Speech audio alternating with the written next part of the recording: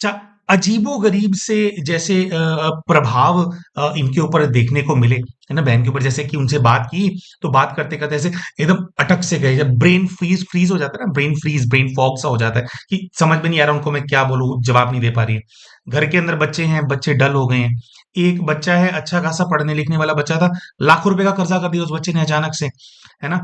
अच्छा घरवाले कहते हैं कि ना इनकी जो आवाज़ है ना, ये कभी किसी आवाज में बात करती हैं, कभी किसी आवाज में बात करती हैं, इनकी आवाज बदल जाती है और ये कभी भी झूठ बोलने लग जाती हैं, हर चीज में सच नहीं बोलती, झूठ बोलने लग जाती हैं।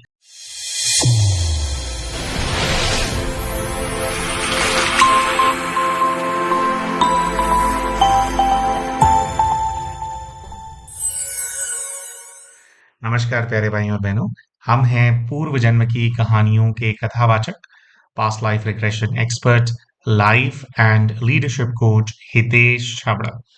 प्यारे दोस्तों, हमारे आज के इस वीडियो के अंदर एक बहुत ही जटिल और कॉम्प्लिकेटेड तरह के किए हुए ब्लैक मैजिक का केस आप सभी के सामने प्रस्तुत करने जा रहे हैं। है तो पास्ट लाइफ स्टोरी, लेकिन इनका जो केस है उसके अंदर पास्ट लाइफ को एक्सेस नहीं किया जा सका, जबकि बट जो उनके जैसे साथ में जो प्रेत बाधाई होते हैं, जो आत्माएं होती हैं या जिन भी चीजों का प्रभाव है, उनसे कुछ कम्युनिकेशन हो पाया और वो जो कम्युनिकेशन है उसके अंदर कई सारी चीजें वहां से सामने आई। और इस वीडियो के अंदर पहले ही हम बता देना चाहते हैं कि जो जैसे कि प्रेत बाधा भी होती है ना, और जहां पर जटिल वाली होती है, जहां पर आत्माएं बहुत स्ट्रांग होती हैं, वहां पे वो बहुत सारी तरह के झूठ झूठ भी बोलती हैं ना, बहुत सारी तरह के, अगर सीधे शब्दों में बोले बकवास भी करते हैं वो कि हम तो इस चीज के लिए हैं, उस चीज के लिए हैं।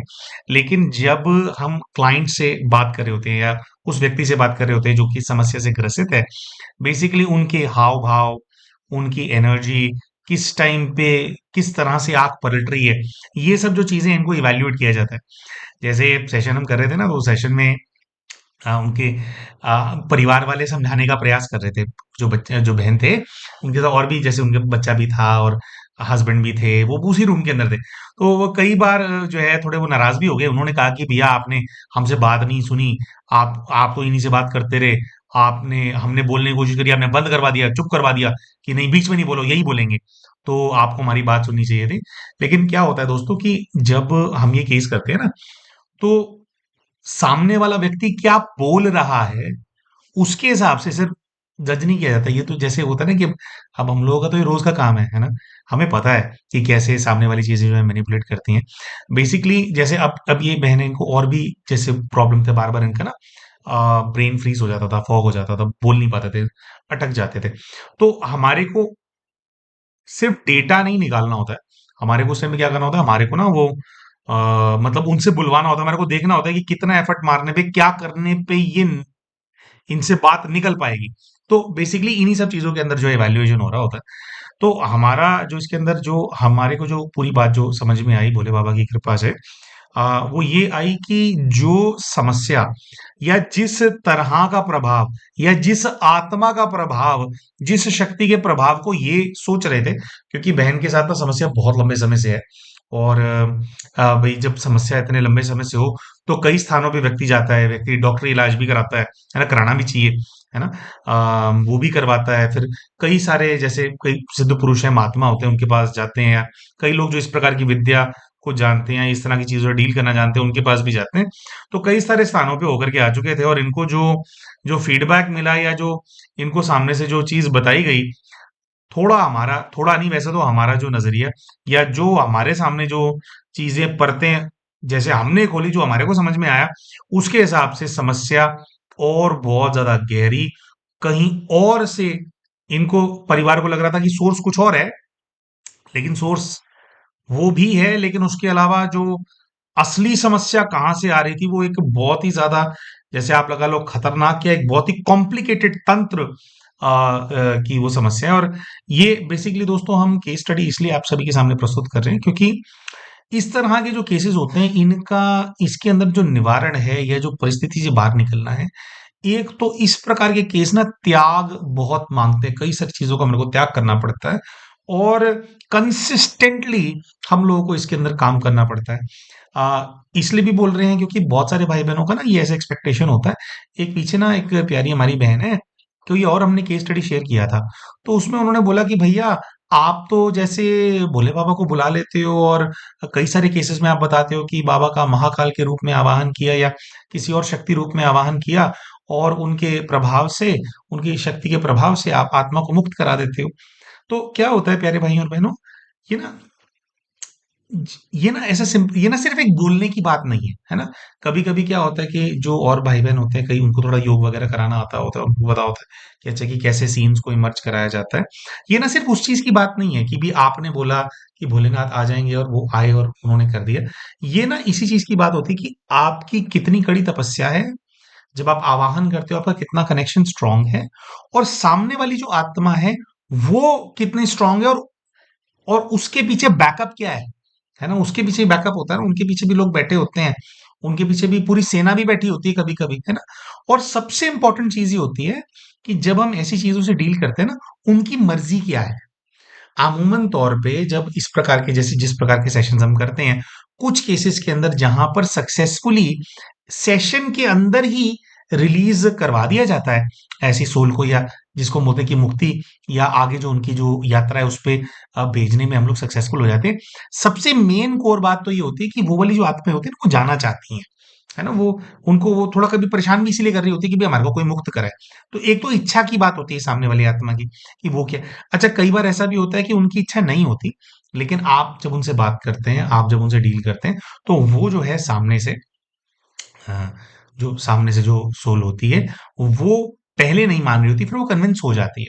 तो जब वो कन्विंस हो जाते हैं तो उसके अंदर फिर उनको रिलीज कराना आसान होता है। या हमने थोड़ा सा कुछ योग कराया, थोड़ा सा उनको पॉजिटिविटी की एनर्जी दी, तो उनका फिर मूड चेंज हो जाता है कि ठीक है जी, मैं चले जाता हूँ या मैं चली जाती हूँ, मुझे भी इनसे मत्था नहीं मारना। तो लेकिन कई सारे, जैसे आज वाला जो केस आपको बताएंगे, इसके अंदर एक तो जाना नहीं है, दूसरा वो आत्मा बहुत कुछ करवाना चाहती है, और तीसरा इस आत्मा के पास एक बहुत बड़ा बैकअप था बैकग्राउंड के अंदर, जो कि हम समझते हैं कि आज तक किसी ने भी, ये जो परिवार है, इनको क्लैरिटी नहीं दी है उस चीज के ऊपर। तो केस एग्जैक्टली क्या है, इसको भी डिटेल में आप सभी को हम बताएंगे, और पूरा फिर जो है इसके अंदर आपको फिर क्या हुआ। देखिए, सेशन तो ये सक्सेसफुल नहीं हुआ, क्योंकि सक्सेसफुल हम बोलेंगे कि भी पास्ट लाइफ उन्होंने देखा, तो पास्ट लाइफ देखने का तो कोई मतलब ही नहीं था, जितना ज्यादा प्रभाव था। लेकिन क्या क्या चीजें हुई, क्या बात हुई, क्या कॉन्वर्जेशन हुई, और क्या निवारण इनको रेकमेंड किया गया, क्यों हम बोल रहे हैं कि त्याग करना पड़ता है। और जो हमारे को ऑलरेडी हमारे को समझ है, जो इनके केस के अंदर जो आत्मा थी, जब इनका सेशन हुआ है तो 3 से 4 दिन तक वो रेगुलरली हमें विजिट करती रही है। क्योंकि ये भी होता है, ये भी चीजें भी होती हैं कि जो कोई भी हीलिंग के लाइन ऑफ वर्क के अंदर होते हैं या हेल्प करने की कोशिश करते हैं, और सामने वाली सोल अगर बहुत ज्यादा चिड़ी हुई है, बहुत ज्यादा उग्र है, और वो बहुत ज्यादा जिद्दी है, तो जो हेल्प करने की कोशिश कर रहा होता है उनके पास आकर के उनको भी काफी परेशान करना और ये सब करना करते हैं। तो 3 हमने ऐसा अनुभव किया है। और अगर हमारा वीडियो वो भाई या वो बहन देख रहे होंगे, वो परिवार देख रहा होगा, तो वो भी इस बात को कंफर्म कर पाएंगे। हमने देखिए दोबारा बात तो नहीं की उनसे, लेकिन 3-4 दिन उस सोल ने बहुत पावर से हमारे को विजिट किया है, और बहुत पावर से परेशान करने की कोशिश की है। तो अब ऐसा समझ रहे हैं कि जो भी इनको पुरुषार्थ बताया गया था, जो भी इनको अनुष्ठान बताया गया था, जो भी निवारण करने के लिए इनको चीजें बताई गई थी, उसका केवल इन लोगों ने 3 या 4 दिन ही पालन किया है, और उसके बाद इन्होंने पालन करना बंद कर दिया है ना।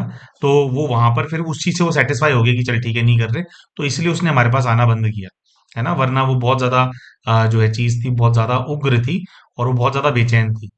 तो हमारा इस वीडियो के माध्यम से ये रिक्वेस्ट है, जो भी बहन ने सेशन कराया था और उनके परिवार वालों को, कि जो निवारण आपको बताया गया है, जो कुछ करने के लिए आपको बोला था, वो आपको कंटिन्यू करना चाहिए, है ना। समय लगता है, आई एम श्योर कुछ कुछ परेशानी भी आने लगी होगी घर के अंदर, है ना। जब आप निवारण करते हो, तो जब हमारे को इतना ज्यादा विजिट कर रही है, तो आपके यहाँ पे तो पता नहीं और क्या क्या हो रहा होगा। लेकिन जो जो चीजें बताई हैं वो आपको करना चाहिए।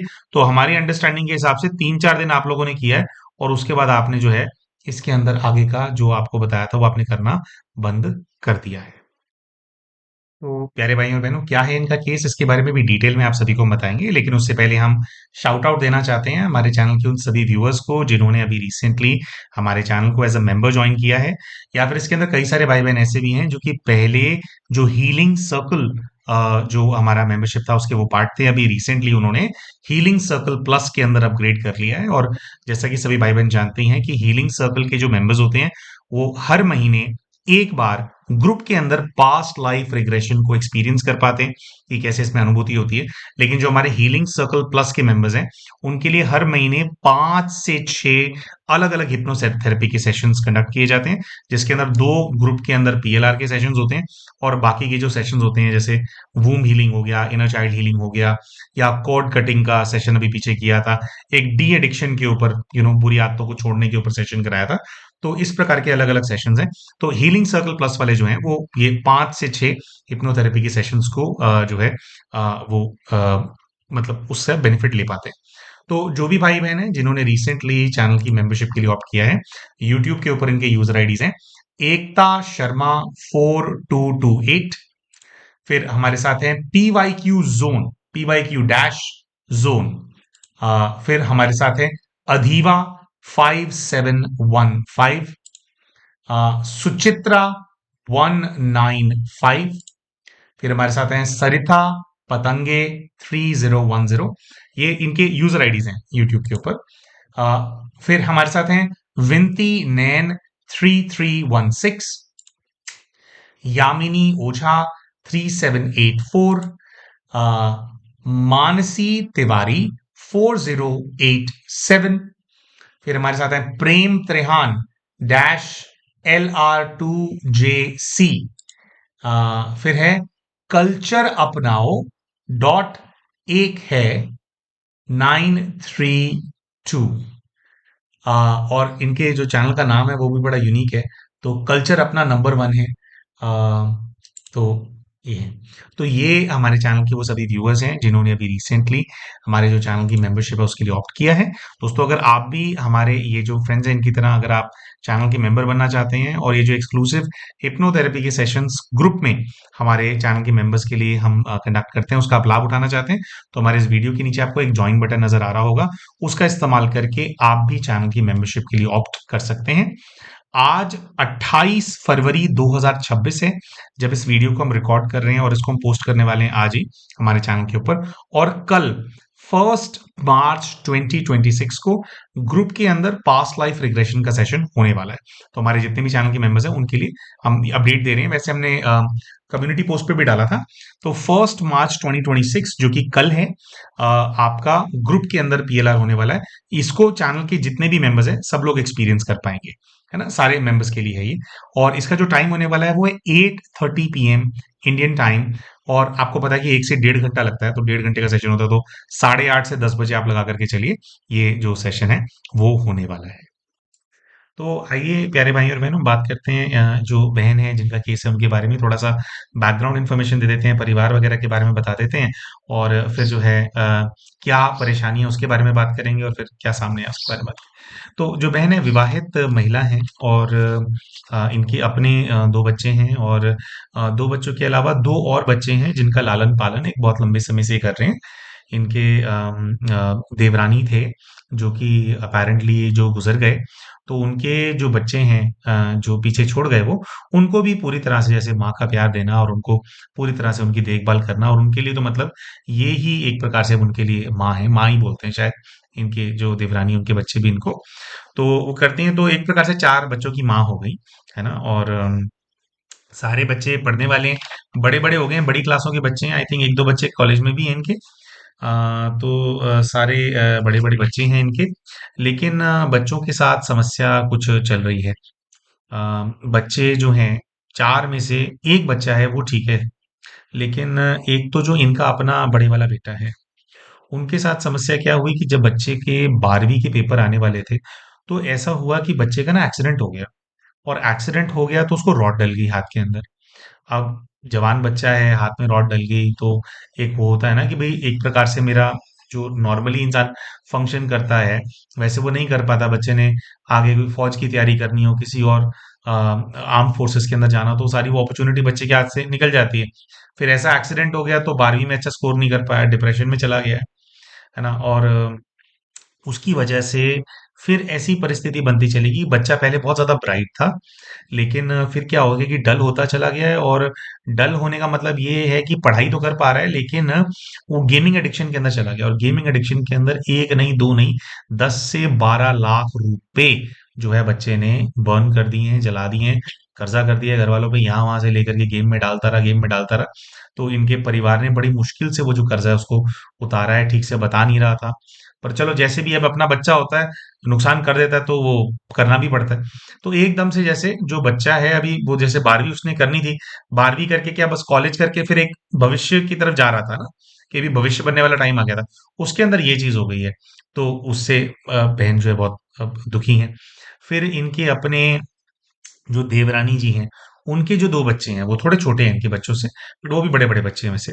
तो दोनों बच्चों का ये कहते हैं कि वो दोनों ना बहुत डल हैं, जैसे उनका ना दिमाग सा नहीं चलता। तो उनको लेकर के मैं बहुत चिंतित रहती हूँ कि अब बड़े वाले से वो था, बड़े वाले के साथ ये हो गया, ये दोनों वैसे ही उतना नहीं पढ़ पाते हैं, तो मेरे बच्चों का क्या होगा। एक बच्चा है जो बिल्कुल ठीक ठाक है, और उसी बच्चे ने आई थिंक सेशन भी ऑर्गेनाइज वगैरह कराया अपनी माता जी के लिए, है ना, माँ के कल्याण के लिए। तो ये हो गया। अच्छा, फिर इनके साथ बहुत सारी अजीबोगरीब समस्याएं हैं, है ना, बहुत सारी पैरानॉर्मल एक्टिविटीज और बहुत सारे तरह का प्रभाव इनके ऊपर है। और जैसे कि हमने कहा कि इनका अपना एक डायग्नोसिस है कि भाई ये समस्या होगी, लेकिन कहानी कुछ और ही निकल करके आई थी। तो इनका क्या है कि इनसे आप बात करोगे, जैसे हम आए सेशन के अंदर ना, तो एकदम से हमने पूछा कि अच्छा बताइए इसके बारे में, आप बताएंगे क्या। परिवार वाले बीच में ना बोल के समझाने का प्रयास कर रहे थे, लेकिन हमने उनको कहा कि नहीं नहीं, आप नहीं बोलोगे, यही बोलेंगे, इनकी समस्या है ना, ये बोलेंगे। तो आप लगाइए कि 3-4 मिनट तक तो जो बहन है वो ना अटक गई। मतलब जैसे हमने उनसे पूछा कि इस चीज का जवाब दो, क्या नाम है आपका, है ना, ऐसे किया कुछ, हम समझ रहे थे कि इशू है इनके साथ, तो वो ऐसे करने लगे, मैं जैसे बता नहीं पा रहे हैं ना, कि कुछ अटक गया है, जैसे कुछ यहाँ पे जैसे फेस पे कुछ चिपक गया है ना, कोई लेयर आ गई है बीच में, तो बोल नहीं पा रहे थे वो। फिर हम लोगों को पता होता है कैसे क्या करना है, जैसे हमारा काम है ये। तो हमने उनको एक दो चीजें करी, बात घुमा करके पूछी, ऐसे पूछ ली, कुछ और पूछ लिया। फिर जैसे एक वो चीज ऐसे ब्रेक हुई, तो उसके बाद फिर उन्होंने अपने बारे में बताना शुरू किया। और अम, तो उन्होंने बताया कि भी मेरा ना कभी भी ऐसे दिमाग बंद सा हो जाता है। फिर ये बात भी सामने आई कि उनकी आवाज बदल जाती है, कभी वो किसी आवाज में बात करते हैं, कभी वो किसी आवाज में बात करते हैं। और जिस आवाज में वो बात कर रहे थे, घर वाले कह रहे थे कि ये इनकी नेचुरल आवाज नहीं है। घर वाले कहते हैं कि कभी भी झूठ बोलने लग जाते हैं, है ना। और तो इसीलिए वो बेचारे बीच में आने का प्रयास कर रहे थे कि भी झूठ बोल देंगे तो फिर कैसे होगा। लेकिन चलो ठीक है, जैसे भी हमने उनकी फिर उनसे पूछा, उनसे और प्रश्न पूछे, तो ब्रेन फॉग हो जाना, आवाज बदल जाना और झूठ झूठ बोलना, ये अचानक से आने लग जाता है। एक तो ये समस्या उनके साथ, है ना। फिर बहन ने बताया कि भैया मेरे को एक, आई थिंक बचपन का उन्होंने बताया, या इनसे शादी से पहले की बात इन्होंने बताई कि मुझे 2 जेंट्स दिखाई देते थे। एक बड़ा पुरुष दिखाई देता था और एक छोटा बच्चा दिखाई देता था। और आई थिंक जब शादी नहीं हुई थी या जब रिसेंटली शादी हुई थी, तो कह रहे बार बार मुझे ऐसे सपना आता था कि जैसे वो व्यक्ति है ना जो मुझे दिखाई देता है, सपनों में दिखाई देता है, या जिसकी मुझे अपने आसपास महसूसता होती है, मुझे ऐसा लगता था कि उससे मेरी शादी हो रही है या उससे मेरी शादी हो चुकी है ना, जबकि ऐसा था नहीं। तो उसके साथ शादी हो रही है, उसके साथ शादी हो रही है, यही चीज आती रहती थी। तो कह रहे हैं कि मैं बहुत परेशान रहती थी इस चीज से।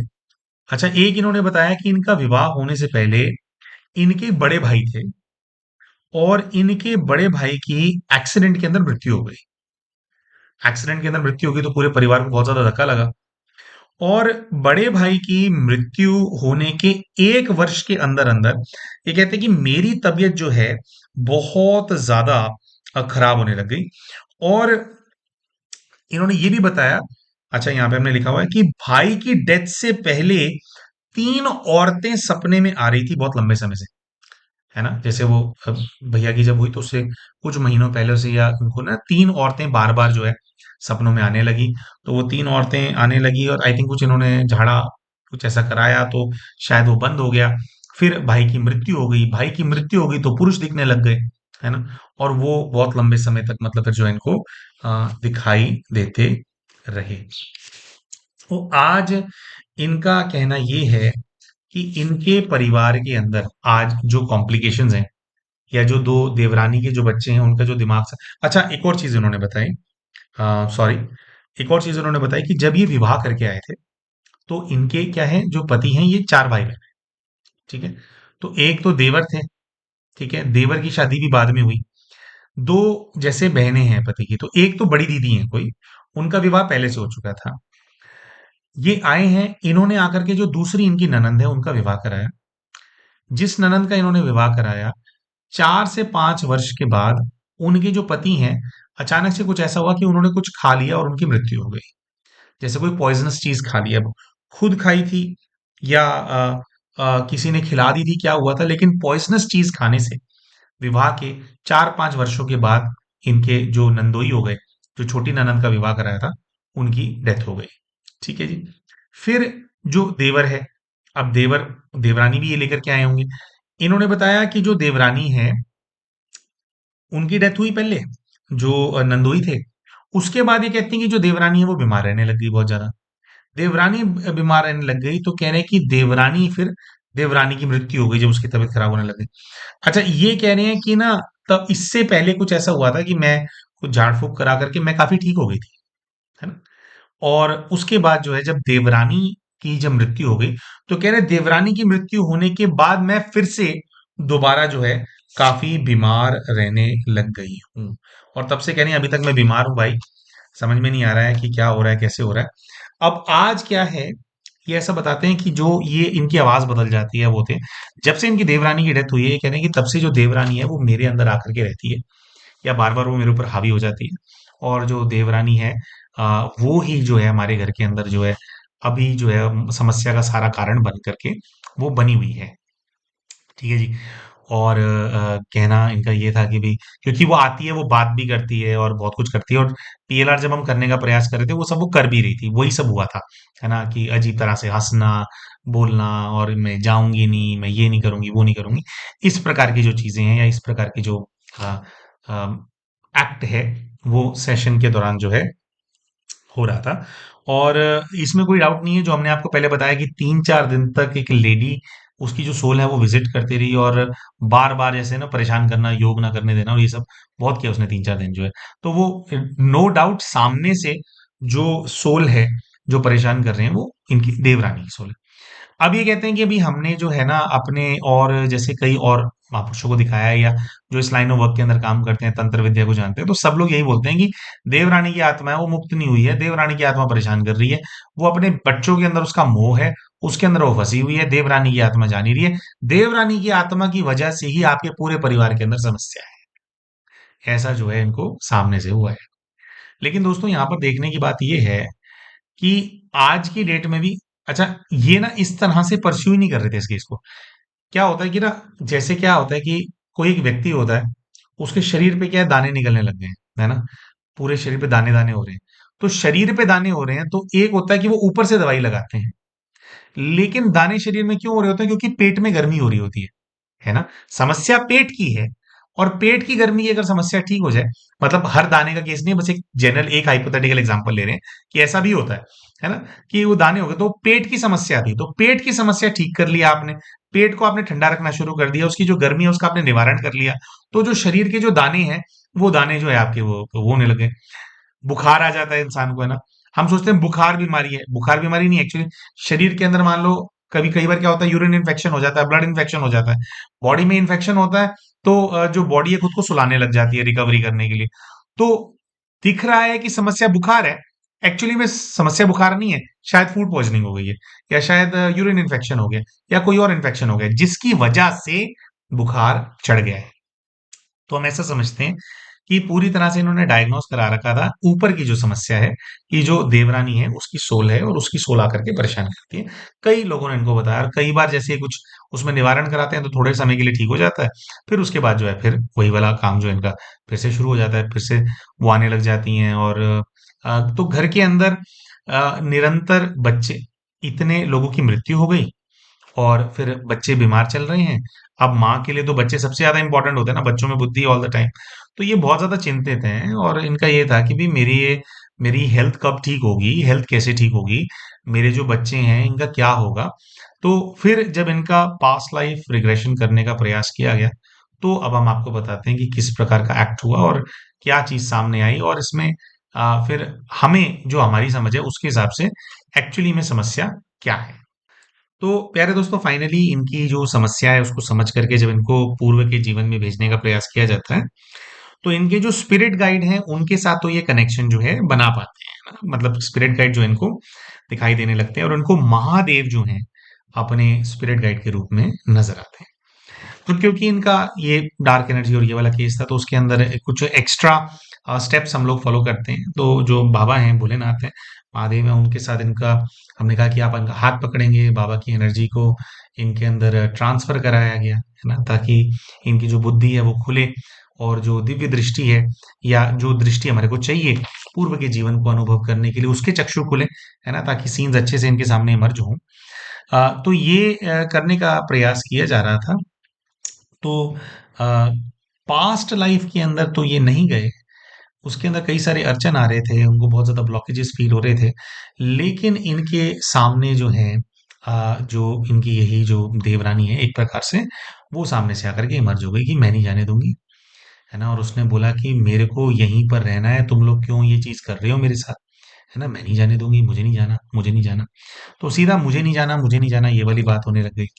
अब ऐसा नहीं है कि इनके केस के अंदर जो वो बच्ची है या जो सोल है उसको रिलीव करने का या उसको शांत करने का प्रयास नहीं किया गया।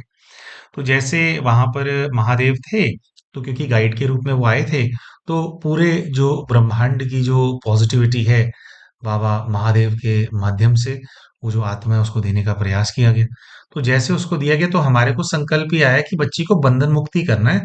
तो बंधन मुक्त करने वाला ही सीधा हमने जो है वो कमेंट्री करना शुरू किया कि जो बच्ची है उसके सारे बंधन टूटते चले जा रहे हैं, बच्ची मुक्त होती चली जा रही है। तो वो बच्ची ये बोलने लगी कि महादेव सिर्फ तुम्हारे नहीं है, महादेव तो मेरे भी हैं। मैं इनको बोल रही हूँ कि आप मेरे को नहीं जाना, मेरे को यहीं रहने दो, मेरे को नहीं जाना, तो बाबा मेरे को छोड़ रहे हैं, है ना? तो फिर इनका जो केस है उसके अंदर क्या हुआ कि जैसे ना सामने से जब सोल होती है ना वो कुछ कुछ बोल रही होती है तो उसकी बात नहीं सुननी होती, जब क्योंकि जो हम प्रोसीजर हम शुरू करा चुके थे, हम ये कन्विंस होने वाली सोल थी ही नहीं। तो हम निरंतर जो है योग कराए जाएं कराए जाएं कराए जाएं उनको एनर्जी दिए जाएं और जैसे ये एनर्जी दे रहे थे हम उनको तो हमारे को रियलाइज होने लगा कि इनकी जो ये देवरानी जो है देवरानी के बैकग्राउंड के अंदर और बहुत सारी सोल्स हैं और एक कोई बहुत बड़ी शक्ति है जो कि पीछे बैठी हुई है। देवरानी केवल एक फ्रंट है, एक्चुअली में काम पीछे से हो रहा है, जो पीछे वाली चीज है वो करवा रही है। और इनकी जो देवरानी है उसकी जो सोल है जो वो ये बातें इनके सामने आ रही थी कि मैं नहीं जाऊंगी मुझे यहीं रहना है, हाय मेरे बच्चे हाय मेरे बच्चे, वो सिर्फ और सिर्फ क्या है कि एक जब और बड़ी शक्ति होती है ना वो क्या करती है कि जो कमजोर आत्माएं होती है उनको एक इमोशन के अंदर बांध देती है, ठीक है?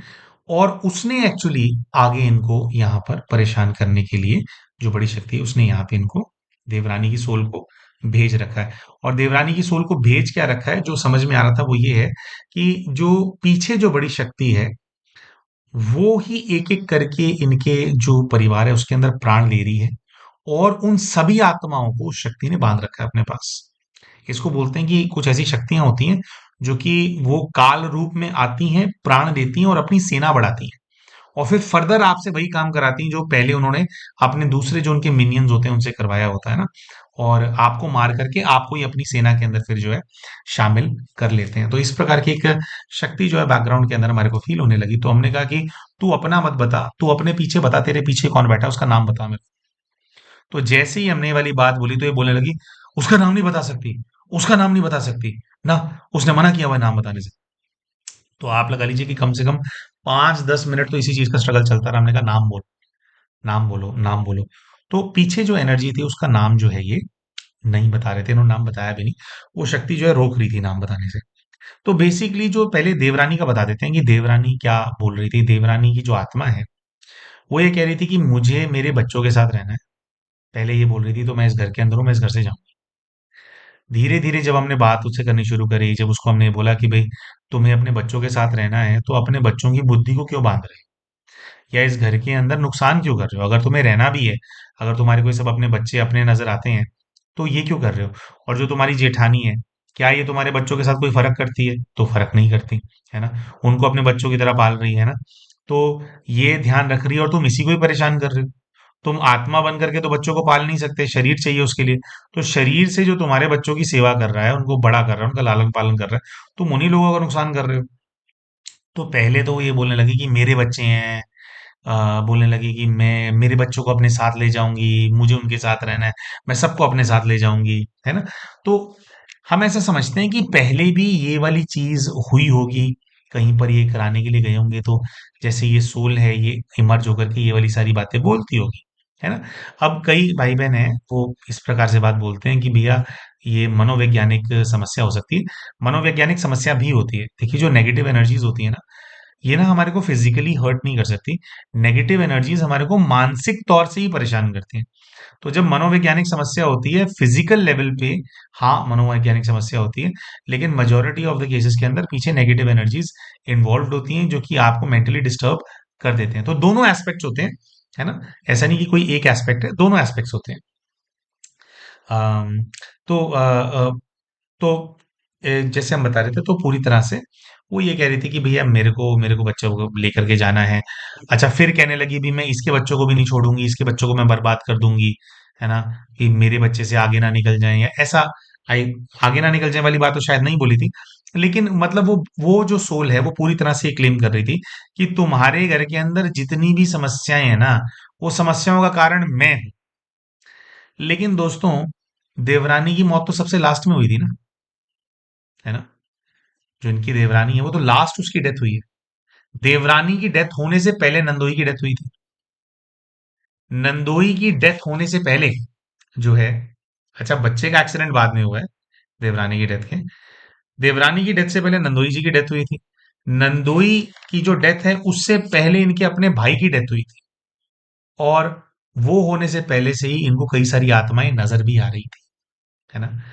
तो क्या है कि जो बहन है, ये लोग ऐसा सोच रहे थे कि जो देवरानी है जो गुजर गई, तो उस देवरानी के जो माता पिता हैं, वो किसी प्रकार का ब्लैक मैजिक करा करके इन लोगों को परेशान कर रहे हैं। देखिए दोस्तों, हो सकता है कि वो भी करा रहे हैं, ठीक है, लेकिन एक व्यक्ति जिसकी अपनी बेटी मर गई हो, है ना, और अगर वो अपनी बेटी से प्यार करता है, तो वो ये थोड़ी चाहेंगे कि हमारी बेटी प्रेत बन करके वहां पर जाकर के बदले ले। वो तो हर इंसान ये चाहता है कि जो, अगर वो किसी को अपराधी समझ भी रहे हैं, मान लो इनके घर वालों को अपराधी समझ रहे हैं किसी प्रकार से कि इन्होंने कुछ किया होगा, तो भी इनका नुकसान करना चाहेंगे, लेकिन अपनी ही बेटी को प्रेत आत्मा बना करके थोड़ी भेजेंगे, अपनी बेटी को थोड़ी बांधेंगे, है ना। तो एक तो हमारे को, हम कन्विंस नहीं थे इस चीज के ऊपर।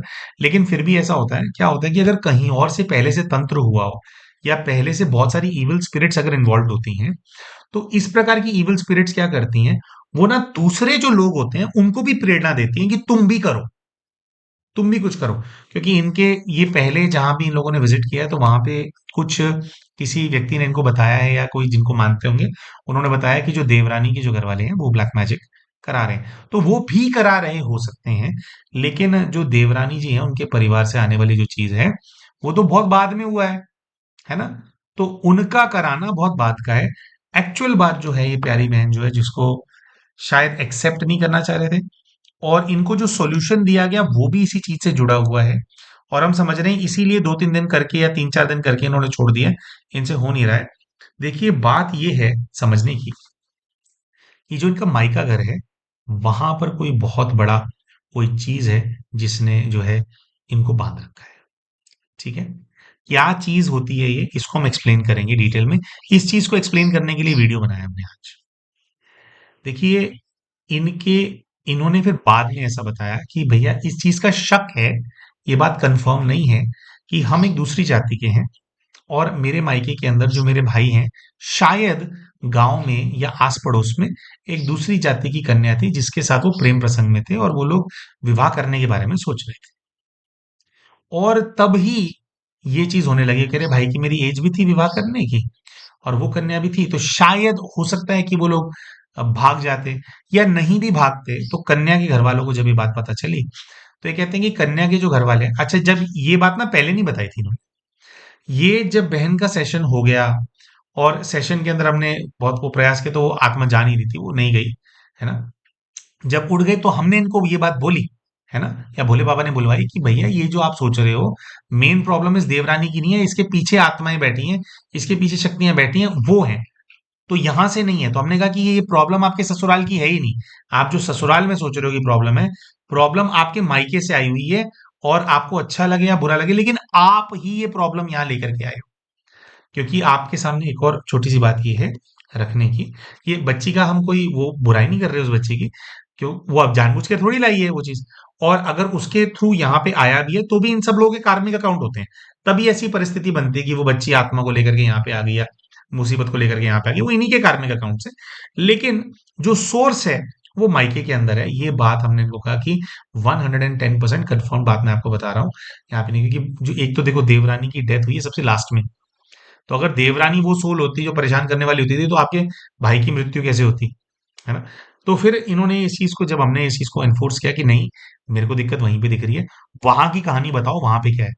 तो वहां का ये बताते हैं कि इनके अपने जो माता पिता का घर है, वो इनके घर से तो कई ज्यादा गुना ऑलरेडी डिस्टर्ब्ड है।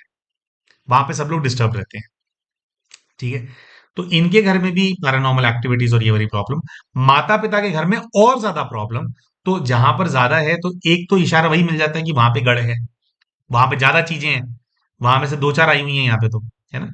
दूसरा, इन्होंने ये एंगल बताया कि भाई एक तो प्रेम प्रसंग था भाई का जब उसकी मृत्यु हुई उससे पहले। और इन्होंने बताया कि जिनके साथ शक है हमारे को कि इनकी कन्या के साथ था, कह रहे हैं वो लोग हमारे को पसंद नहीं करते हैं। अब जातिवाद के चलते वो अपर कास्ट के हैं, और कह रहे हैं वो हमारे को ज्यादा पसंद नहीं करते, और उन लोगों को ये बिल्कुल पसंद नहीं है कि हम लोगों के पास जमीन जायदाद कैसे, भी हम तो कोई उनसे उनसे छोटी जाति के तो क्यों। तो कह रहे हैं हमारी जमीन जायदाद से, हमारी जो संपन्नता है, हमारी समृद्धि है, उससे वो लोग बहुत ज्यादा जेलस हैं वो लोग। ठीक है। तो आस पड़ोस और कुछ ऐसा भी था कि शायद उनके घर में कोई तंत्र मंत्र करना कोई जानता भी है इन चीजों के अंदर भी। खैर ये तो बात की बात थी, या हवा वाली बात थी कि इंसान सोच लेता है सर।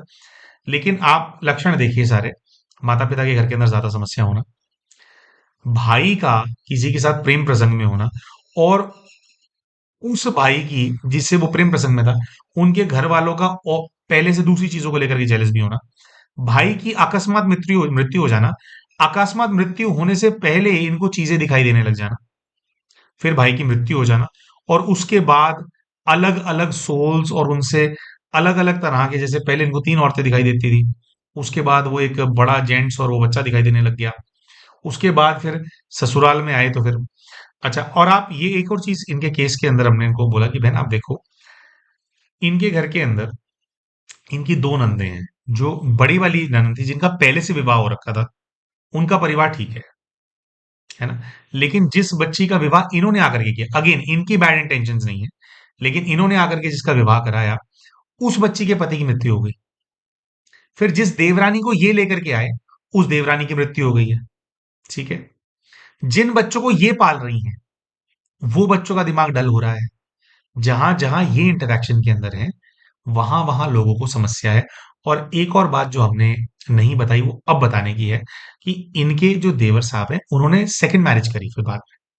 लेकिन सेकंड मैरिज उन्होंने जिस महिला से करी है, वो ज्यादा मतलब नहीं रखती। कोई झगड़ा नहीं है इन लोगों का आपस में, लेकिन ना तो वो पुरानी वाली जो उनकी वाइफ थी उनके बच्चों को संभालती है, ना वो कोई इनसे ज्यादा मतलब रखती है। ठीक है, भाइयों के बिजनेस सेम है, लेकिन किचन अलग अलग है। वो इन लोगों से ज्यादा इंटरेक्शन नहीं रहती है। और वो जो नई वाली देवरानी है वो स्वस्थ है ना। तो हमने जो बहन है इनको पहले हमने समझाया, हमने कहा देखो बहन, हर कोई अपने माता पिता से प्रेम करता है। थोड़े आप अपनी इमेज कॉन्शियस भी हो रहे होगे कि क्या सोचेंगे सब लोग, है ना। लेकिन सत्य एक ऐसी चीज है, जो चीज दिखाई दे रही है, खुली आंखों से दिखाई दे रही है, मक्खी दूध के अंदर गिर गई थी, दूध वाले ने निकाल के फेंक दी थी, उसने दूध बेच दिया, आप कुछ नहीं कर सकते। लेकिन सामने आपको दिखाई दे रहा है कि कीड़ा पड़ा हुआ है यार, कॉकरोच गिरा हुआ है दूध के अंदर, वो दूध थोड़ी पी सकता है इंसान, है ना। तो सामने सारे लक्षण थे, और एनर्जी के लेवल पे वो वाली दूसरी जो पीछे आत्मा बैठी थी उसको आइडेंटिफाई कर लिया था। वो आ गई थी, वो बता नहीं रही थी कि मेरा नाम क्या है ना।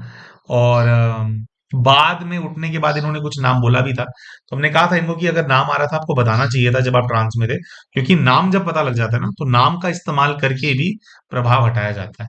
नाम का इस्तेमाल करके वो सोल को कन्विंस किया जाता है। लेकिन जो ज्यादा पावरफुल सोल्स होती हैं वो जानबूझ करके नहीं बताती, है ना। तो हमने कहा कि जो समस्या है वो यहाँ पे नहीं है, समस्या उधर है। अच्छा, जब वो ट्रांस के अंदर सब चल रहा था, तो दूसरी वाली सोल आ गई थी इनके अंदर फिर। वो जो जो मेन जो देवता है पीछे, उग्र देवता है एक, जो बैठा हुआ है, वो आ गई थी। उसने भी कई सारी ऐसे, जैसे पहले देवरानी बोल रही थी ना कि मैं पढ़ने नहीं दूंगी, मुझे सबको लेकर के जाना है। जब हमने उसको बोला कि तू बकवास कर रही है, उसको बुला जो पीछे बैठा है। तो जब वो आया तो वो हंसने लगा, और हंसते हंसते उसने बोला कि मैं बहुत शक्तिशाली हूँ, मेरे पास बहुत सिद्धियां हैं, मेरा कोई कुछ नहीं बिगाड़ सकता। तो उस बच्चे को हमने बोला कि देखो बेटा, महाकाल से मिली हुई सिद्धियां होती हैं, प्राप्त की हुई सिद्धियां होती हैं। बाबा कालों के काल हैं, उनकी शक्ति को दूसरों को बंधन में बांधने में इस्तेमाल आप नहीं करो। आप ऐसा क्यों कर रहे हो?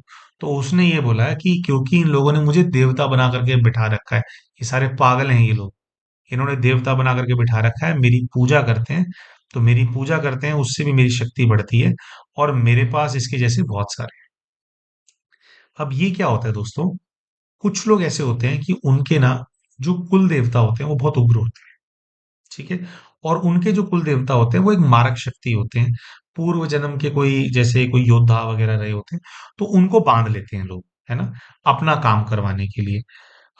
दोस्तों, हम ऐसा समझते हैं कि ना, हमारा कोई प्रियजन हो, कोई भी हो, दूसरी भी आत्मा हो, किसी भी इंसान को ना दूसरी आत्मा को बांधना नहीं चाहिए अपना काम करवाने के लिए। हमेशा जब आपको समझ आ जाए, आप ये प्रयास करो कि यार, अपने काम करवाने के लिए किसी दूसरी आत्मा को हम जन्म लेने से रोक रहे हैं, ठीक प्रैक्टिस नहीं है। तो अब ये बात पूरी तरह से कंफर्म नहीं हुई, दो पॉसिबिलिटीज हैं। इनके जो माता पिता हैं, ये कहते हैं कि उन्होंने अपनी प्रॉपर्टी का विस्तार करने के लिए कोई कनेक्टेड प्लॉट खरीद लिया था, और कनेक्टेड प्लॉट जो खरीदा था उसके बाद से समस्याएं आने लग गई। ये हमारे को कम लाइकली लग रहा है, लेकिन अगर ये केस भी होता है तो क्या होता है, कई बार क्या होता है, कोई भूमि होती है, उस भूमि के अंदर क्षेत्रपाल बिठाया होता है किसी ने। जैसे मान लीजिए कि काफी समय पहले कोई नहीं चाहता था कि ये भूमि कहीं और चली जाए, तो वो किसी देवता को क्षेत्रपाल बना करके बिठा देते हैं कि आप यहाँ के देवता हो, ये आपका गढ़ है ना, और जो यहाँ पे कदम रखेगा या इस भूमि को लेने का प्रयास करेगा, आपको जो उसके ऊपर हावी हो जाना है। तो या तो वो जो पीछे जो सोल बोल रही थी, या तो वो क्षेत्रपाल देवता है, नहीं तो जो भी लोगों ने इनके ऊपर तंत्र कराया, या जो भी कोई मेन तांत्रिक हो गए, उन उन उन्होंने किसी बहुत बड़ी शक्ति को बिठा रखा है। और हमने कॉम्प्लिकेटेड इसलिए बोला था, जटिल इसलिए बोला था, कि हमने विशेषकर देवता नाम लिया, है ना, देवता नाम लिया, उग्र देवता नाम लिया। बहुत सारे इस प्रकार के उग्र देवता होते हैं जो कि एक मारक शक्ति के रूप में होते हैं, और जब वो प्राण लेते हैं तो प्राण लेते हैं तो अपनी सेना बढ़ाते हैं, और जितनी उनकी सेना बढ़ती चली जाती है, वो उतने ज्यादा और शक्तिशाली होते चले जाते हैं, है ना। अच्छा, इसके अंदर एक चीज है जो लोग नहीं समझते, जो इस प्रकार की शक्तियों से सहयोग लेते हैं। मान लीजिए आप गए, ये आपके अपने ही देवता हैं, तो आप सहयोग ले रहे हो उनसे, ये वाला काम करवा रहे हो दूसरों को परेशान करने का, या किसी तांत्रिक के थ्रू आप करवा रहे हो, है ना। अभी तो आपको लग रहा है कि भी हमने करवा दिया, हमने बदला ले लिया, हमने ये कर लिया वो कर लिया, लेकिन इस प्रकार की शक्तियों की अगर आप सेवा लेते हैं, तो आपको आपकी मृत्यु के बाद भी आप यात्रा में आगे नहीं बढ़ते हो, मतलब मुक्ति की तरफ आगे नहीं बढ़ते हो, पहले ये शक्तियां आपको भी फिर अपना मिनियन बनाती है, उसको आप जिन्न बोल लो, या अपने पास पिशाच बना करके बांध लेती हैं, या किसी और रूप में अपने पास बुला लेती हैं, क्योंकि उन्होंने आपका काम करवाया, तो आपको फिर उनकी सेना में शामिल होना पड़ता है। तो जो जब हम ये ऐसा काम करते हैं तो गति मिलने में बहुत दिक्कत होती है।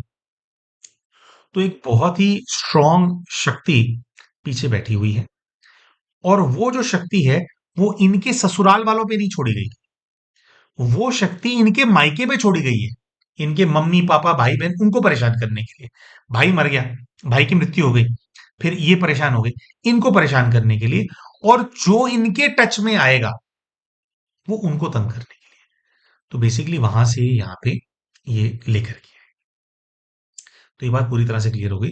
अब क्यों नहीं छूट पाई, या इनकी जो देवरानी है वो क्यों मुक्त नहीं हो पाई, या क्यों उसको मुक्त हम नहीं करा पाए, या कराना बहुत मुश्किल है, वो इसलिए है क्योंकि उसको भी ये पीछे से शक्ति ने बांध रखा है, तो वो उसको मुक्त नहीं होने देंगे।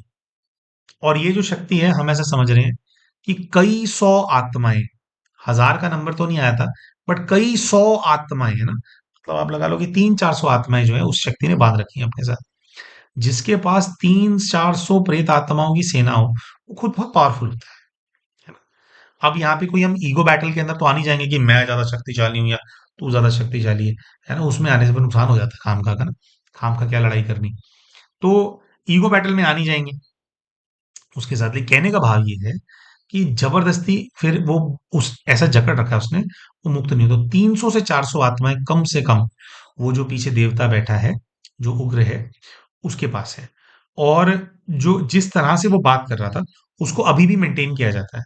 जैसे क्या होता है, कई लोग होते हैं वो देवता बना देते हैं, क्षेत्रपाल बना देते हैं, उसके बाद उनको भूल जाते हैं, उनकी पूजा नहीं करते, उनके सामने जोत नहीं जलाते, या उनकी जो रिक्वायरमेंट्स होती हैं कि मेरे को ये दो वो दो, बली बुली भी मांगते हैं वाली, पावरफुल रहने के लिए ये वाली आत्माएं, है ना, तो वो नहीं देते, तो उनकी शक्ति जो है वीक होने लग जाती है।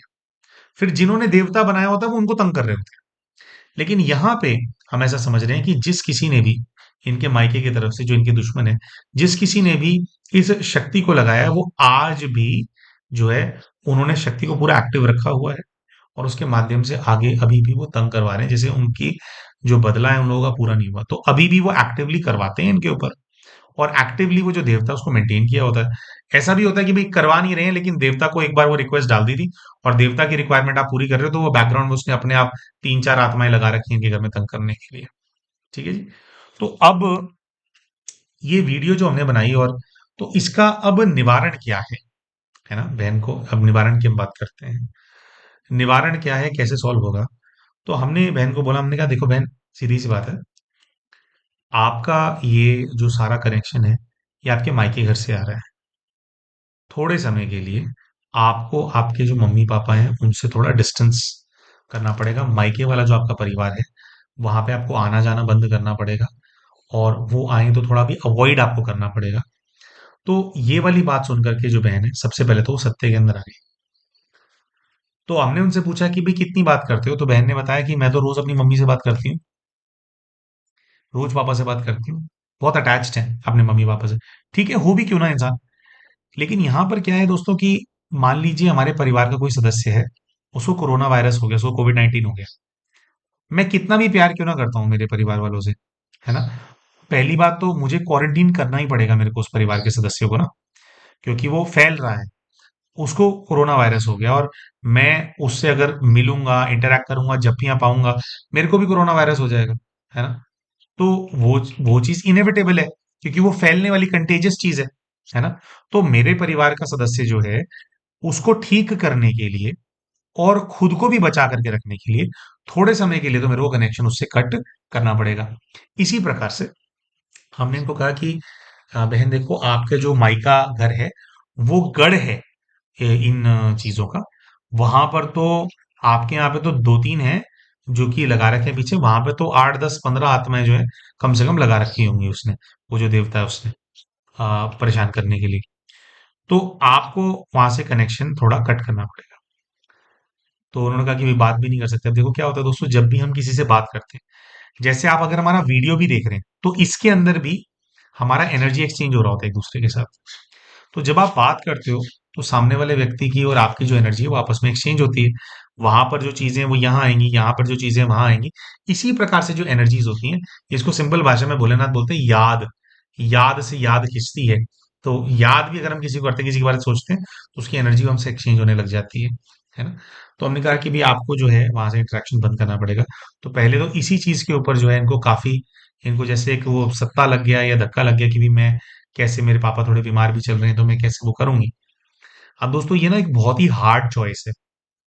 अब इन्होंने कहा कि मैं वहां क्यों, वहां नहीं जा सकती, तो वो यहाँ आ सकते हैं।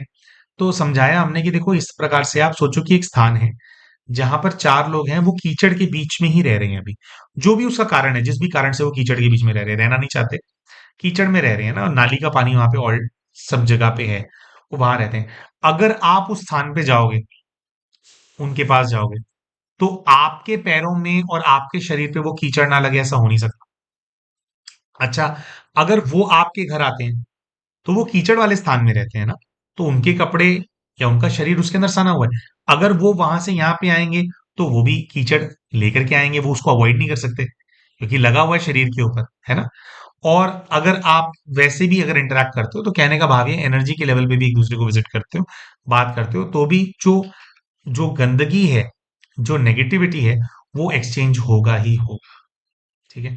तो एक तो ये चीज इनके लिए बहुत ज्यादा, पहले तो इनके लिए ना, जो इनका परिवार है, फिर वो जिस बीच में इन्वॉल्व हुए जब हम गाइड कर रहे थे, ये सब लोग इस चीज को एक्सेप्ट ही नहीं कर पा रहे हैं कि जो समस्या है वो वहां के परिवार से आ रही है ना। क्योंकि ये इसी जोन के अंदर फंसे हुए हैं कि मेरे मेरे नाना नानी तो बहुत अच्छे हैं, वो अच्छे हैं, उनको भी तो परेशान कर रखा है किसी ने, है ना। तो अम, तो ये चीज है। तो पहला रेकमेंडेशन जो इनको हमने दिया कि भैया देखो, चाहे आप एक्सप्लेन कर दो उनको, लेकिन थोड़े समय के लिए आपको ये करना पड़ेगा।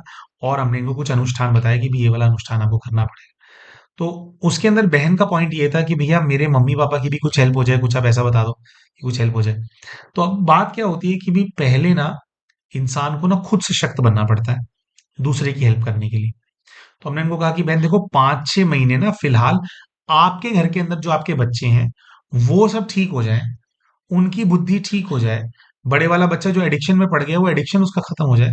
मेरे हिसाब से पहले आपको उस पर फोकस करना चाहिए।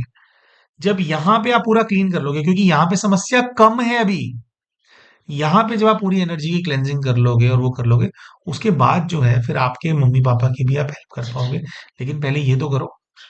तो एक तो इसी चीज के अंदर थोड़ा मेरे को ब्लॉक दिखाई दे रहा था उनका कि भी वो, मतलब ये समझ नहीं पा रहे हैं कि भी कैसे हम कनेक्शन कट कर सकते हैं।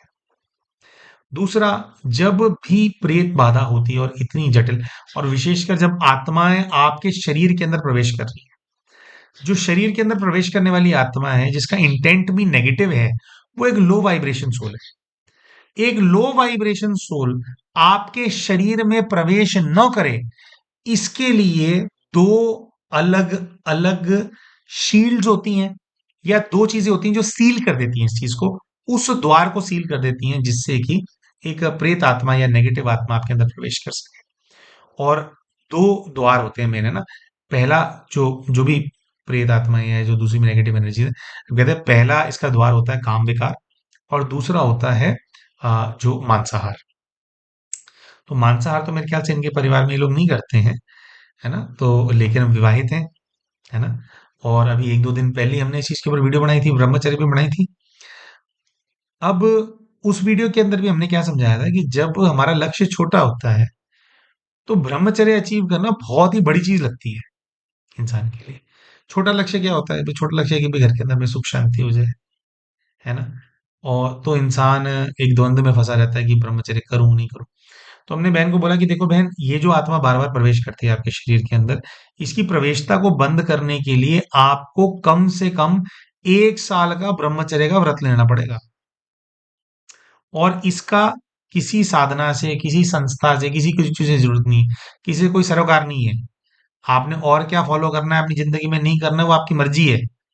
लेकिन आपको अगर चाहिए कि इस आत्मा को आप रिलीज करा पाओ, या आपके पहले तो आपके शरीर के अंदर आना बंद करे, आपके जीवन के अंदर जो इतना ज्यादा उसने इन्फिल्ट्रेट कर रखा है वो चीज होना बंद करे, तो भैया, अगर एक चाहिए सात्विक अन्न, मतलब मांसाहार के भी हम आगे हम थोड़ा अच्छे से अगर उस चीज को हमें क्लोज करना है।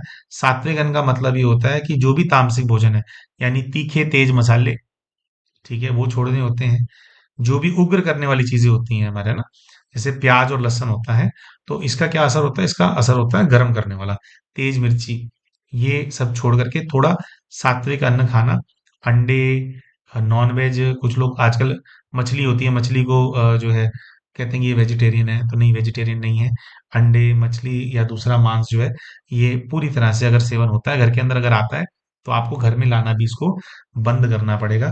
तो ये दो जो recommendations थे पहले दिए गए इनको, एक, परिवार से आपको कनेक्शन कट करना पड़ेगा। दूसरा, मांसाहार अगर होता है तो उसका त्याग करना पड़ेगा। तीसरा ये है संपूर्ण ब्रह्मचर्य की धारणा। अब बहन, उनके पति वहीं पे बैठे हुए थे, वो बेचारे थोड़ा वो हो गए कि भी ये कैसे होगा। संपूर्ण ब्रह्मचर्य का तो मतलब ये है कि हम, एक तो होता है कि शारीरिक रूप से हम लोग संयम रखते हैं, जैसे माता रानी के दिन होते हैं ना, 9 दिन होते हैं, उसमें हम संयम रखते हैं ना, है ना। तो शारीरिक रूप से, लेकिन उसका एक नेक्स्ट लेवल ये होता है कि हमारे को अपने विचारों को भी शुद्ध करना पड़ता है।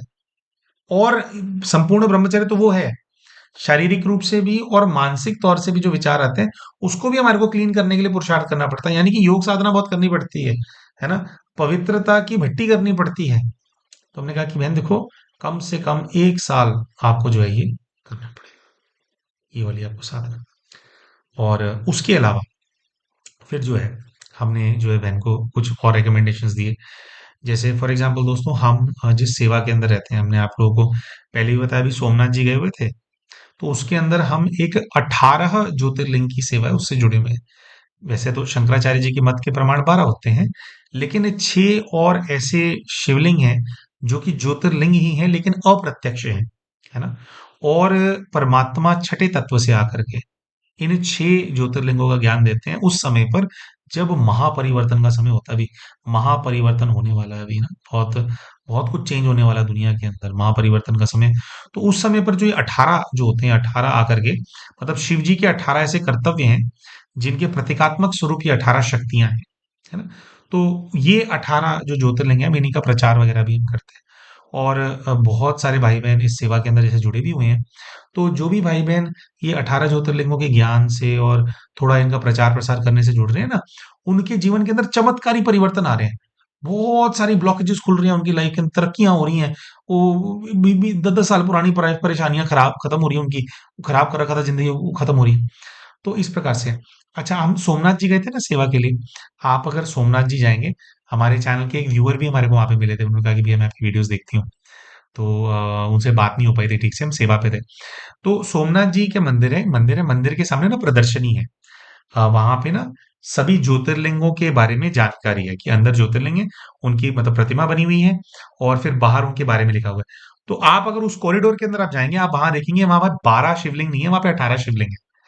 पहले वहां पे 12 होते हैं, 12 के बाहर तो उन्होंने पूरा नाम लिखा हुआ है ना, कि ये सोमनाथ जी हैं, या फिर ये वाले ज्योतिर्लिंग है, ये वाले ज्योतिर्लिंग है।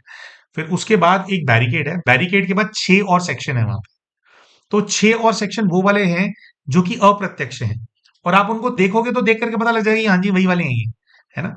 जैसे बबूलनाथ जी हैं, या अ, हैं वहां पे जागेश्वर महाराज हैं, अमरनाथ जी हैं, ये अप्रत्यक्ष वाले हैं। बद्रीनाथ जी हैं, है ना, बद्री होते हैं श्री हरि विष्णु, और बद्री के जो नाथ होते हैं हमारे भोलेनाथ, है ना। फिर वहां पे मतंगेश्वर महाराज, है ना। मतंगेश्वर क्या है कि सब कुछ अंत में भस्म करके एक धर्म एक राज्य की जो है स्थापना करते हैं। पशुपतिनाथ जी हैं वहां पे, है ना। ये जो ज्योतिर्लिंग है, ये वैसे 12 ज्योतिर्लिंगों में नहीं आते हैं, लेकिन ये अप्रत्यक्ष वाले हैं। तो आप वहां पे जाएंगे, ये 6 ज्योतिर्लिंगों की भी प्रतिमाएं, शिवलिंग बने हुए हैं वहां पे। तो लोग खाली 12 को देखते हैं। तो वहां पे हमारी सेवा ऐसे कर दी थी भोले बाबा ने, कि बच्चे 18 के 18 समझाते जा सब लोगों को। तो पूरा दिन मतलब यही सेवा थी हमारी, की जैसे भोलेनाथ के बच्चे आते हैं अंदर दर्शन करके, आए तो उनको सबके बारे में बता दो। तो फिर एक रिकमेंडेशन हमने इन बहन को ये कहा था कि इससे जुड़े हुए आप लगभग 200 पर्चे बनवाओ, मंगवाओ, है ना। ज्योतिर्लिंगों के ना पर्चे हैं, जिसमें सभी ज्योतिर्लिंगों का विवरण है, कौन से ज्योतिर्लिंग की क्या महिमा है, क्या उनकी शक्ति है। तो हमने इनको कहा कि भाई ये जैसे बच्ची घर में बैठ गई है ना, आत्माएं घर में बैठ गई हैं, तो आप इनके पर्चे मंगवाओ, और पर्चे मंगवा करके जो है आपको इसको अलग अलग स्थानों पे रखना है अपने घर के अंदर, अलग अलग चीजों के अंदर आपने फिट करना है, ठीक है। और हमने बोला कि दो तीन जो है पुस्तकें भी मंगवाओ इस पे। दो अलग अलग पुस्तकें हैं इसके ऊपर बनी हुई ना, एक तो सारी है प्रत्यक्षता से जुड़ी हुई है, उसमें सारे ज्योतिर्लिंगों का पूरा ज्ञान है। और एक पुस्तक है जिसके अंदर, जिसका नाम है ओम का रहस्य। ओम के इतने गहरे रहस्य उसके अंदर उजागर भोलेनाथ ने किए हैं। तो बहुत ही अच्छी पुस्तक है। तो हमने इनको बोला था कि भाई दो तीन पुस्तकें मंगाओ, 5-6 पुस्तकें मंगाओ, और पुस्तकें कोई बहुत महंगी नहीं है ना। तो वो मंगाओ, और जो है पर्चे मंगाओ अपने लिए 200। तो पर्चों को जगह जगह रख लो घर के अंदर। और वो पुस्तक, अब क्या है कि पति का बिजनेस है, बच्चे पढ़ने वाले हैं, तो ये पुस्तकें बांटो आपस में, जब जब समय मिले पुस्तक खोलने का, उसको पढ़ लेने का, थोड़ा पुस्तक खोलने का, थोड़ा पढ़ लेने का उसको, है ना। तो उसका जो पुस्तक का जो वाइब्रेशन है बहुत पावरफुल है। हम भी जैसे ब्लॉकेजेस में आ जाते हैं ना, तो जैसे ओम का रहस्य जो, उसके ऊपर हम हाथ रख लेते हैं, भोलेनाथ को याद करते हैं, एकदम एकदम एकदम जूम करके ऐसे पावर एकदम ऐसे उठती है। तो इतना इतना अच्छा है। और जो वो पर्चे वगैरह जैसे हमने बताया, उसमें भी सबकी स्मृतियां हैं। तो हमने उनको कहा कि भी देखो 400-500 रुपये खर्चा होगा इसका, आप मंगा लो। तो हमने ये देखा है, हमने इनफैक्ट आज हमने वीडियो बनानी थी, तो हमने संगीता से पूछा, वो बुकिंग वगैरह लेती, कि भी वो मैंने किसी को रेकमेंड किया था तो उन्होंने मंगाए। तो उन्होंने कहा कि सर ऐसा था कि उन्होंने अप्रोच किया, तो आपने बता दिया था उनको कि भी 50 पैसे का पर्चा है। तो लेकिन अभी जो हमारा कैलकुलेशन है, उसके हिसाब से ना 1 रुपए का एक पर्चा हम दे रहे हैं। तो भी उन्होंने कहा कि भाई हितेश भाई ने तो 50 पैसे का बोला था, आप 1 रुपए का बोल रहे हो, है ना? तो ये वाली बात हम इसलिए कर रहे हैं यहाँ पे, बात 50 पैसे 1 रुपए की नहीं है। मतलब ये है कि भाई कुछ चीजों में हमारे को नहीं होता, उनके प्रिंटिंग प्रिंटिंग का ऊपर कुछ रेट ऊपर नीचे हो गया होगा उनका। तो अभी भी हमारी वीडियो से हम ये खुल के बात बोलना चाहते हैं कि हमने बोला था कि 300-400 रुपए का 500 रुपया खर्चा होगा। 400-500 रुपया खर्चा ना हो, अगर 600-700 रुपये भी आकर आपके लगते हैं, तो इन पुस्तकों को और इनको मंगाओ आप अपने पास, है ना? वो 200 रुपए के पर्चे होंगे, ठीक है? वो किताबें कितनी है? आई थिंक शिपिंग वगैरह मिला करके 50 रुपए मांग रहे थे वो एक किताब के। 35 रुपए की किताब है वैसे वो, छपने में। और थोड़ा ये 15-20 रुपए ऊपर मांग रहे होंगे, इसलिए कि जैसे शिपिंग कॉस्ट होती है वो लगानी होती है। तो बात ये होती है कि भी 35 रुपए की किताब ले लो और शिपिंग कॉस्ट अलग से बता दें, 200-250 रुपए जो भी लगेगा भेजने का, वो ये। अच्छा, ये जो हम लास्ट में ये जो किताब का हम प्रमोशन सा कर रहे हैं दोस्तों, ये आपको हम आपके सामने हम रखना चाहते हैं। 1% भी कोई पैसा कमाने के लिए नहीं है ना? देखो, हम तो ना बहुत वैसे ही बहुत पैसे चार्ज करते हैं, आपको पता है। अब तो आपको पता है कि हमारे स्टूडेंट्स पास्ट लाइफ रिग्रेशन करते हैं, तो वो तो कम अमाउंट चार्ज करते हैं ना, 6,000 रुपये लेते हैं जो हमारे स्टूडेंट्स करते हैं। और स्टूडेंट्स के बहुत सारे सेशन हम वो पोस्ट करते हैं। हम खुद सेशन करते हैं 9-9 हज़ार रुपये, तो हम एक सेशन करने के लिए लेते हैं। तो मतलब ये 200-300 रुपये कमाने की बात नहीं है कि आपको बोला गया कि वो आप मंगा लीजिए, क्योंकि हम तो लाखों कमाते हैं, है ना? तो ये बहुत ही छोटा अमाउंट है। तो ये इसलिए बोला था आपको करने के लिए, क्योंकि उसके ना चमत्कारी परिणाम आ रहे हैं बहुत ज्यादा।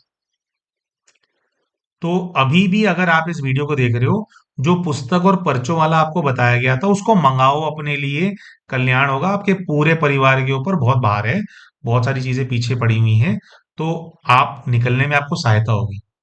अब हम क्या समझ रहे हैं, जैसे हमारे को इंट्यूशन आया कि 3-4 दिन के बाद ये जो बच्ची है या इनका जो परिवार है, इन्होंने पुरुषार्थ करना बंद कर दिया, और कुछ योग साधना और भी बताई थी इनको कि कौन सा वाला योग करना है, कैसे करना है। ये सब भी बताया था उनको कि बच्ची को मुक्त कैसे कराना है, वो भी बताया था। तो 3-4 दिन में क्यों इन्होंने बंद कर दिया? क्योंकि ना सारी चीजें ना इम्पॉसिबल सी लगती हैं। अपने माँ बाप से कौन बात करना बंद कर सकता है? बड़ा दिक्कत है। इंसान गृहस्थी है ना?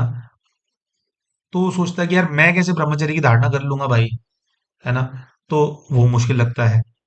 फिर जब पहले से ये सब चीजें हो रही हैं, भाई दो ऐसी चीजें बोल दी गई कि भाई ये नहीं होगा, तो फिर हमारे को ये भी लगता है कि क्या ये पर्चे पुर्चे क्या मंगाने, छोड़ यार, है ना?